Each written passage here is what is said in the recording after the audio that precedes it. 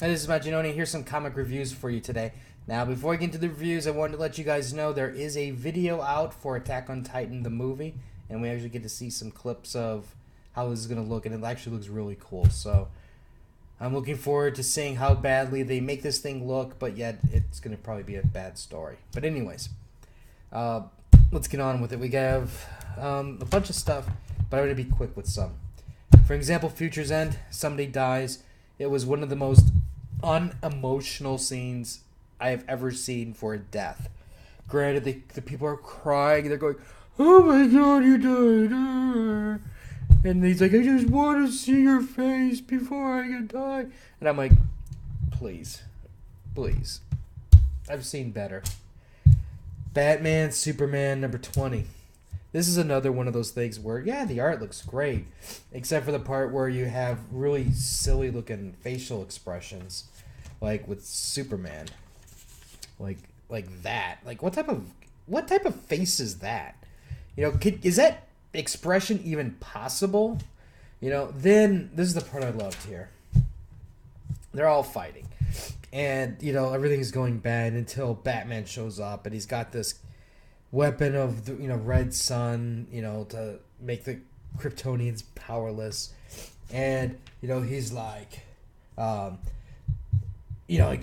with Superman. I mean, look, you saved us. He's like, of course. So you always plan ahead, and then he gets blasted and beaten, knocked unconscious. Yeah, good job, Batman. You planned ahead to get knocked out. All right, or I should say, he said think ahead, not plan ahead. Okay, the end of Magic. This actually I really enjoyed. The Injustice series has just never disappointed, and this really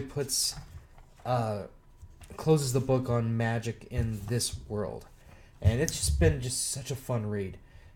Constantine is an ass bastard. Proved himself to be a bastard with a heart, and very self-serving. The art is decent. Not the greatest in the world, but it is what it is. Considering this is not a top-tier title, but overall I enjoyed it.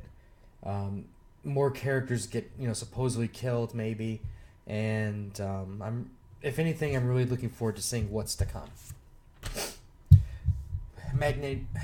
Magneto, number 16.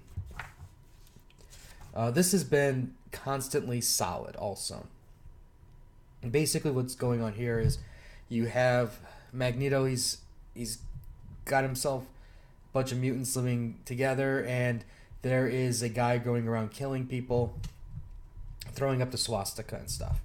And obviously Eric's got to figure out what's going on. And I'm leaving out something really important on purpose, so not to spoil it. But overall, like I said, this has just been a solid read in the X-Men universe. And I'm granted, I don't want to see this thing go to 100, but at least for right now, this has been really entertaining. And they're showing him in a totally different light, which I really enjoy. Spider-Man 16.1. The art is decent. There's some really good panels here and there. What they're basically doing is they're setting up this gang war. They're trying to, in this issue here, they're trying to take down Tombstone. And of course, with Tombstone out of the way, the other gangs are going to try to vie for, position. And this is pretty much focusing on Wraith. And, I mean, it's okay. It's one of those types of titles where you can give or take. It's not really going to matter in the grand scheme of things, most likely. But it was enjoyable, but I wouldn't say it was a fantastic book. Silk's been interesting.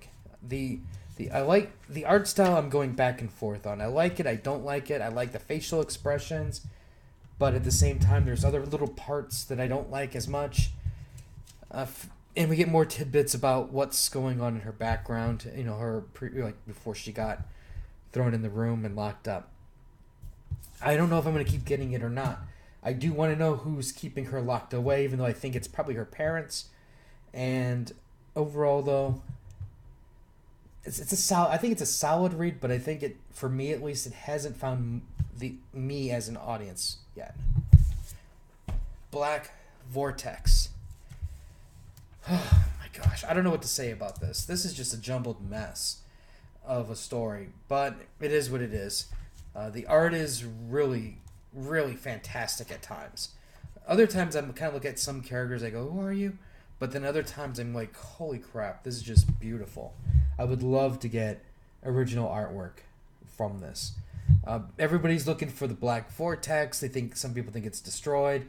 There's some, just when the X-Teams with the Guardians of the Galaxy get ready to plan Mount their offensive, distress signals start blaring, and then they split the team up. And of course, you know what happens when you split the team? Disaster happens. And that's pretty much what happens at the end of this book. Overall, I mean, it's a decent read, but what's really difficult is, on one hand, you have really good art that's very stylized, and then other times you have regular comic book art. So it kind of is distracting at times. And I find that the story is really not gelling well together as a whole, because I don't think they planned this part out well enough to connect the books, at least.